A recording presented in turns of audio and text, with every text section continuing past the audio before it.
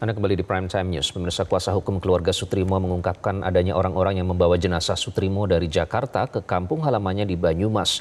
Pihak keluarga juga mengungkapkan sebelumnya ada 2 orang yang mengawal Sutrimo dari kampung halamannya menuju ke Jakarta. Kuasa hukum menceritakan kronologi ketika pada 10 Juli Sutrimo pulang ke kampung halamannya di Banyumas, kemudian ditelepon pada 16 Juli oleh Febri Adriansyah untuk kembali ke Jakarta dengan dikawal 2 orang. Padahal ketika itu Sutrimo tidak punya uang, baik ketika hendak pulang kampung maupun saat menuju ke Jakarta. Pada 23 Juli, Sutrimo ditemukan meninggal dunia di sebuah klinik kosong di Jakarta dan jenazahnya dibawa oleh 4 orang menuju ke Banyumas. Keluarga menerima jenazah Sutrimo beserta uang santunan sebesar 20 juta rupiah. Namun identitas keempat orang itu tidak diketahui karena mereka langsung pamit tanpa memperkenalkan diri. Selain itu, ponsel milik Sutrimo masih belum diketahui keberadaannya. Apa aja Pak ya, pada saat itu Pak? Cuma KTP sama santunan sebesar 20 juta. Itu yang diterima apa Pak? Yang terima bapak saya. Oh. Sama surat-surat dari keterangan dari rumah sakit. Yang mengantarkan siapa Pak?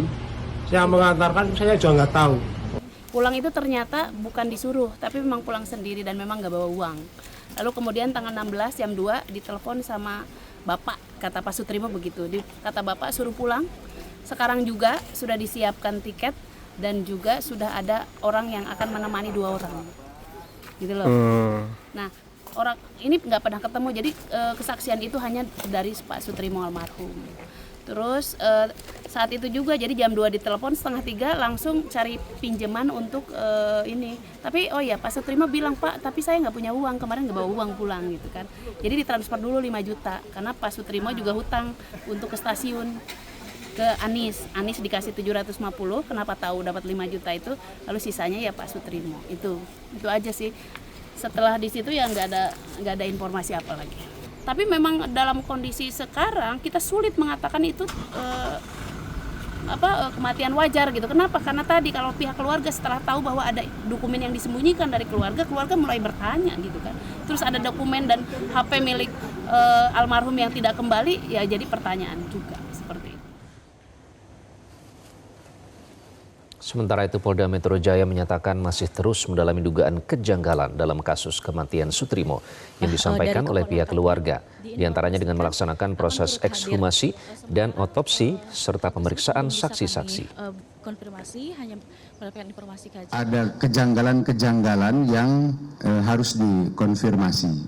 Tadi ditanyakan oleh rekan-rekan sekalian, dari mulai ditemukannya yang bersangkutan, saudara S ini di lokasi, kemudian proses pengantaran ke rumah sakit Muhammadiyah Taman Puring, bahkan sampai dengan pengantaran ke pihak keluarga.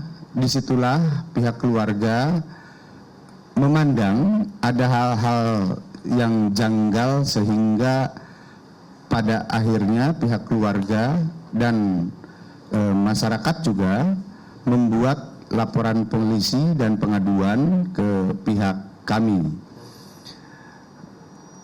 Kami juga dapat informasi dari pihak keluarga bahwa barang milik yang bersangkutan, saudara S, belum diserahkan kepada saudara S, sehingga itu juga yang semakin menambah kejanggalan.